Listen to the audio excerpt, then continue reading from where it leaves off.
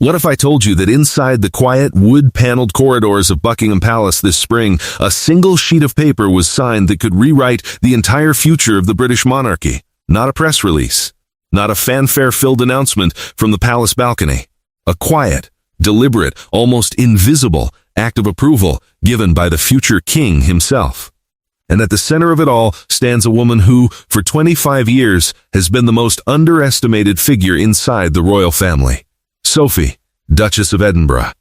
By the end of this video, you will know exactly why William's approval of a title change for Sophie's children has left senior courtiers stunned, why insiders are calling it the most significant royal reshuffle in a generation, and what it truly means for the House of Windsor as it prepares for the reign that comes next.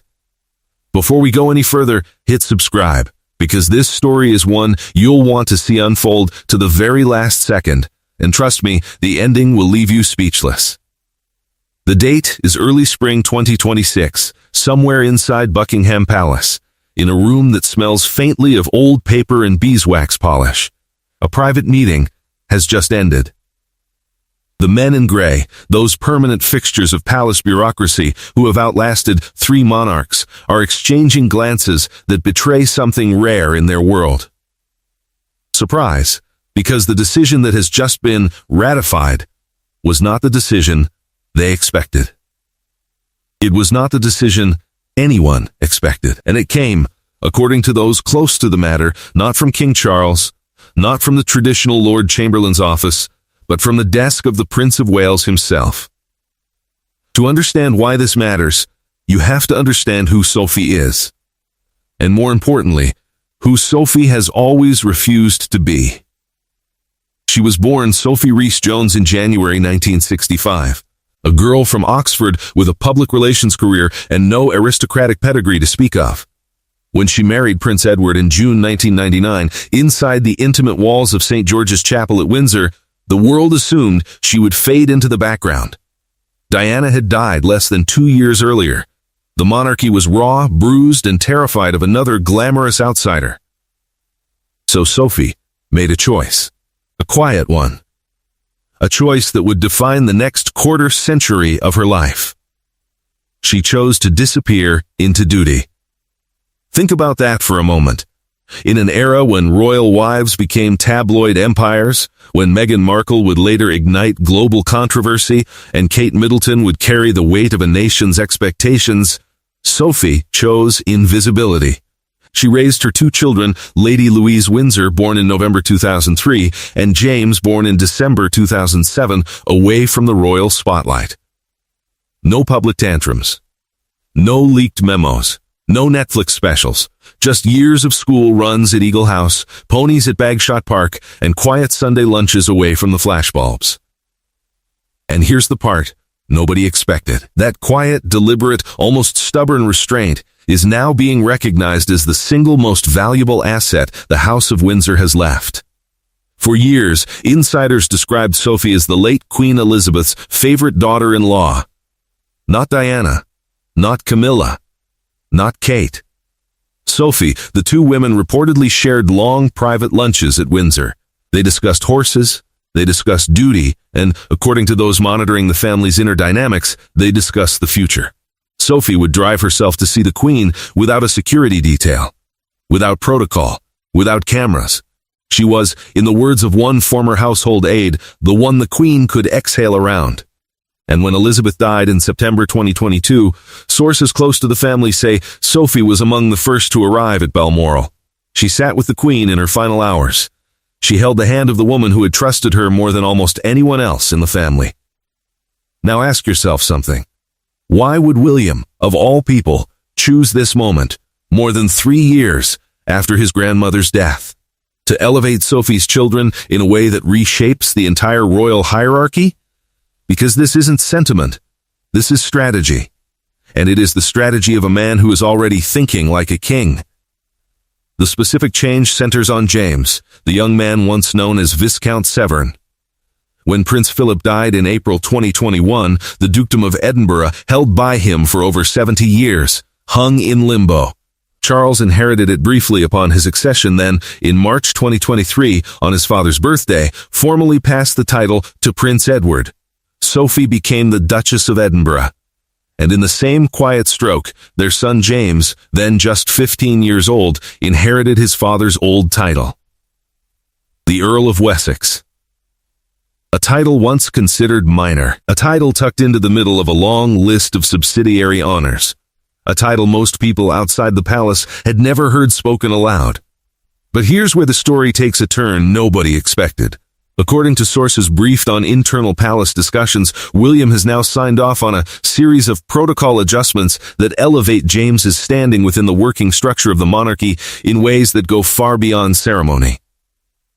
The Earl of Wessex is no longer being treated as a peripheral title. He is being positioned, groomed, prepared, and Lady Louise, his older sister, quiet, intellectual, reportedly the sharpest mind of her generation of Windsors, is being drawn closer to the inner circle in a way that mirrors how the late Queen once quietly prepared her own cousins for supporting roles during the Second Elizabethan age. Staff who have worked at Buckingham Palace for decades said they had never seen a reshuffle of this kind moved forward with such quiet efficiency. No leaks, no press briefings, no warning to the wider household. Just a signature, just an approval, just a signal. And the signal was this: the Wessex children matter now. They matter to the future, and they matter because William has decided they matter. If you've made it this far, hit that like button, because what comes next is the part of the story most people watching the royal family from the outside have completely missed. To understand William's thinking, you have to understand the crisis he is quietly preparing to inherit. The monarchy in 2026 is not the monarchy of his grandmother's reign. It is smaller, leaner, more vulnerable. His father, King Charles, has continued to manage his health publicly, but privately faces limitations that palace officials have carefully never spelled out. His uncle Andrew is in permanent exile at Royal Lodge, a name the palace would prefer never to speak again. His brother Harry is 5,000 miles away in Montecito, California, still trading blows with the institution that raised him. His Aunt Anne, ever loyal, ever tireless, is nearly 76. And the working royals, that shrinking group of senior figures who actually carry out the more than 2,000 public engagements the crown performs each year, has thinned to a skeleton crew. Kate, still recovering her full strength after her cancer treatment announced in March 2024, has scaled back. William himself has publicly said he intends to be a different kind of king, a slimmer monarchy, a more modern crown. But slimmer monarchies still need bodies. They still need faces. They still need trusted names who will show up unglamorously in the rain, in the small towns, at the community centers, at the veterans' halls, at the hospices. And nobody, absolutely nobody, in the current royal family has done that work more consistently, more quietly, and more effectively than Sophie. Last year alone, Sophie undertook more solo overseas visits than any other working royal. She traveled to Ukraine in April 2024, becoming the first member of the royal family to visit the country since the war began. She met with survivors of conflict-related sexual violence, a cause she has championed for years without headlines and without applause. She has represented the United Kingdom in Kosovo, in Sierra Leone, in South Sudan, places most royals do not go, places without red carpets. And she has done all of it while raising 2 children who have grown up, by every credible account, extraordinarily grounded, extraordinarily well-mannered, and extraordinarily prepared for whatever is coming. Now think about that for a moment. William looks around the family he is about to inherit. He sees his own children, George, Charlotte, and Louis, still too young to shoulder public work. He sees a father whose reign will not be long. He sees siblings and cousins who have either walked away or been walked away. And then he sees Sophie, and Edward, and Louise, and James, a quiet, functional, loyal, media-trained, scandal-free family unit that has spent 25 years doing exactly what the monarchy needs and asking for nothing in return. Of course he elevated them. The question isn't why. The question is why it took so long. Here's the part that has palace insiders truly rattled. The title change and the accompanying protocol adjustments were, according to multiple sources, not initiated by King Charles. They were initiated by William. Personally, and this is the moment the story becomes something much larger than a family reshuffle. Because for the first time in the modern history of the monarchy, decisions of this magnitude are being made not from the sovereign's desk, but from the desk of the heir. William is no longer waiting. He is building his own court. He is choosing the faces of his future reign. He is deciding, right now, who will stand beside him when the moment comes. And he is doing it with the calm confidence of a man who has spent his entire life watching the machinery of the monarchy fail people he loved, and who has quietly decided that when his turn comes, the machinery will run differently. Sophie, according to those close to the family, was told of the decision in a private meeting at Kensington Palace earlier this year. The conversation was, by all accounts, brief. William reportedly did not frame it as a favor. He did not frame it as a reward. He framed it as a responsibility. He told her, sources say, that the family would need her children in the years ahead. Not for pomp, not for pageantry, for work, for service, for the unglamorous grind of representing an institution that only survives if enough people in each generation still believe in it. Sophie is said to have been quiet for a long moment. Then she nodded. And she said, according to one account passed through household channels, only 7 words. They will be ready. I promise you. 7 words. That was all. But those 7 words carried the weight of every quiet school run, every unglamorous engagement, every canceled holiday, every year Sophie chose duty over spectacle. Those 7 words were the entire 25-year arc of her royal life compressed into a single sentence. And William, according to the same account, simply reached across the table, took her hand, and said, I know. Stay with this. Because what happened in the days after that meeting is where the ripples truly began. Word of the elevation began circulating within the household in April, not through leaks to the press, but through the quiet mechanisms by which palace staff learn things they are not supposed to know. Diaries began shifting. Engagements were reassigned. James, still in his final year at university, was quietly briefed on what would be expected of him in the coming years.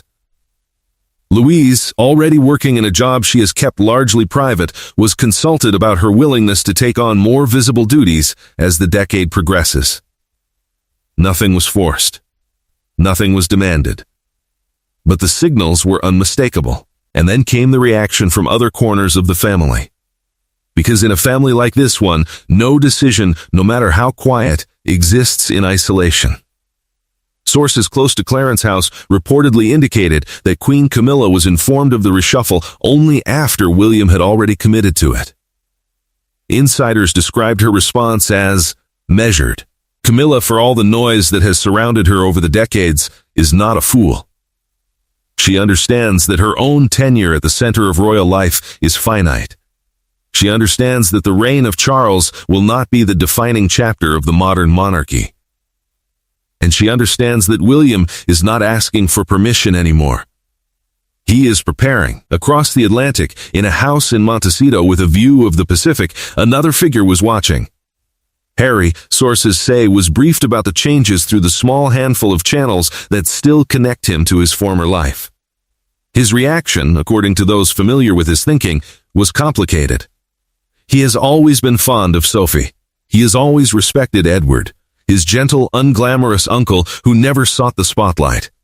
But the elevation of the Wessex children carries an implicit message that would be impossible for Harry to miss. The family is moving on. The family is building without him. The seats at the future table are being assigned, and his is not among them. Ask yourself something. What must it feel like to watch, from 5,000 miles away, as your older brother quietly reshapes the family you left behind, and to realize that the reshaping does not include you? That is the emotional undercurrent of this story that most royal watchers have not yet acknowledged out loud. The elevation of Sophie's children is not just a promotion of one branch of the family. It is, by implication, a demotion of another. Every title given is a title not given. Every seat assigned is a seat not held for someone else. And the seat that once belonged by birthright to the Duke of Sussex is now being filled by his young cousin James, quietly, without fanfare, and without apology. Think about the symbolism. James was born in December 2007, the same year Harry was serving in the British Army, the same year the tabloid war against Harry was reaching its early fever pitch. The child who was once expected to grow up in the shadow of his flamboyant cousin is now being positioned as a pillar of the very institution that flamboyant cousin walked away from. History has a strange way of arranging its own ironies. And Sophie, through all of it, has said nothing. She has given no interviews. She has issued no statements. She has posted nothing on social media, because she does not use social media. She has continued to attend her engagements, to visit her charities, to walk quietly beside her husband, to smile the same small, controlled smile she has smiled for 25 years. And that silence, that discipline, that refusal to comment on her own elevation is precisely why William chose her family in the first place.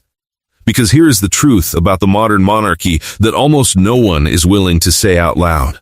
The institution does not need more stars. It has had enough stars. Diana was a star. Meghan was a star. Even Kate, in her own careful way, has become a star. And stars, no matter how beloved, are dangerous to institutions built on continuity.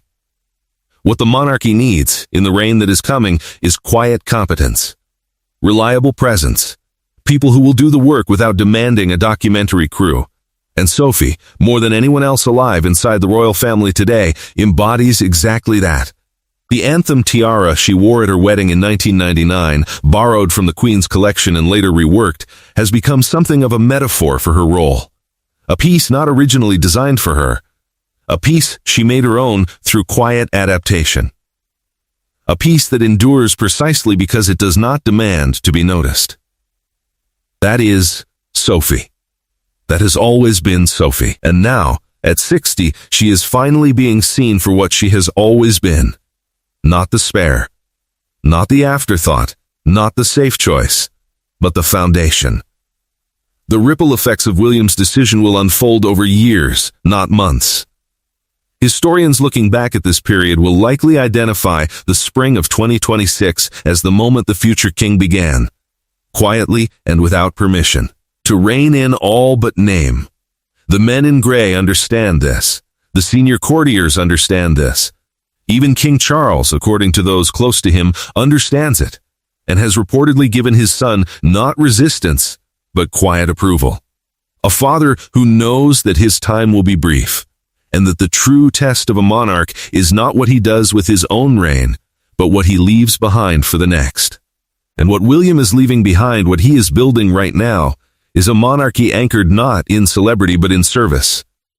A monarchy where the Wessex children stand beside the Wales children, where Louise, thoughtful and reserved, becomes the kind of royal cousin the public grows quietly fond of over decades, where James, dutiful and disciplined, becomes the reliable second cousin every reign needs, where Sophie herself in the years ahead transitions from the quietest working royal into something closer to the moral center of the family. The person others go to, the person who, like the late Queen, simply endures. There is a photograph taken in the summer of 2022 that captures all of this in a single frame. It shows the late Queen Elizabeth at Windsor, seated in her chair, her small hand resting on the arm of another woman. That other woman is Sophie. The Queen is smiling. Sophie is leaning slightly toward her, as though listening. The photograph was not staged. It was not released to make a point. It simply existed. And in it, everything that has now happened was already visible for anyone with the eyes to see it. Elizabeth knew. William knew. And now, finally, the rest of us know too. The future of the monarchy will not be decided by the loudest voice or the boldest headline. It will be decided by the people who show up again and again in the quiet places and do the work that no one else wants to do. It will be decided by the Sophies, by the Louises, by the Jameses, by the families who understand that the crown is not a possession but a duty, and that duty in the end, is the only thing that lasts. But there is one more person we haven't talked about yet. One figure inside this story whose reaction to Sophie's elevation has not yet been examined, and whose response may prove to be the most consequential of all. Because while the world has been watching William and Charles and Harry, another set of eyes has been watching Sophie's rise with an intensity that palace insiders are only just beginning to describe. And what that person does next, in the months ahead, may reshape everything we think we understand about the coming reign. If you've made it this far, hit that like button, because stories like this one do not stay buried for long, and the next chapter is already beginning to unfold behind those palace walls. Subscribe to Crown Watch so you do not miss what comes next, because in a family this old with secrets this deep, the quietest signature on the quietest piece of paper can echo for generations. And this one, this single careful approval given by the future king, will be echoing for a very long time to come.